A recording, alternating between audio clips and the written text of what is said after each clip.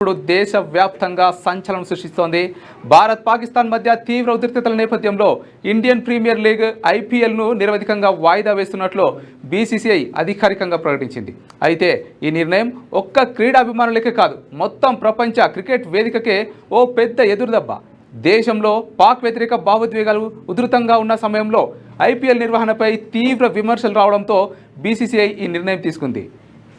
ఇటీవల భారత్ పాకిస్తాన్ మధ్య సరిహద్దుల్లో చోటు చేసుకున్న ఘర్షణలు, ఆర్మీ మౌలిక సదుపాయాలపై దాడులు, దేశవ్యాప్తంగా వ్యాపిస్తున్న ఆందోళనలు ఇవన్నీ కలిసి ఒక ఘనమైన అంతర్జాతీయ టోర్నమెంట్కు తీవ్రంగా ప్రభావితం చేశాయి.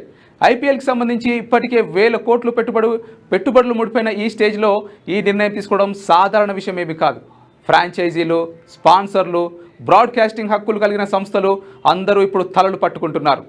సోషల్ మీడియా వేదికగా అభిమానులు వారి అసంతృప్తిని వ్యక్తం చేస్తుండగా పలువురు ఆటగాళ్లు బీసీసీఐ నిర్ణయాన్ని దేశ భద్రత దృష్టిలో పెట్టుకొని సమర్థిస్తున్నారు. కొందరు ఆవేదన వ్యక్తం చేస్తూ ఇది క్రీడలపై రాజకీయ ప్రభావం అని అభిప్రాయపడుతున్నారు. ఐపీఎల్ వాయిదా మాత్రమే కాదు, భవిష్యత్తులో నిర్వహణపై కూడా అనిశ్చితి నెలకొంది. ఇప్పట్లో పరిస్థితులు చక్కబెడేలా లేవు. అంతర్జాతీయ ఆటగాళ్ల భద్రత, విదేశీ పర్యటనలు అన్నీ సమస్యగా మారాయి.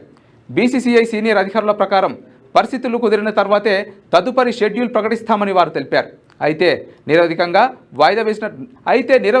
వాయిదా వేసినట్లు చెప్పడం వల్ల ఇది సాధారణ ఆలస్యం కాదనే సందేశం అందరికీ స్పష్టమవుతోంది.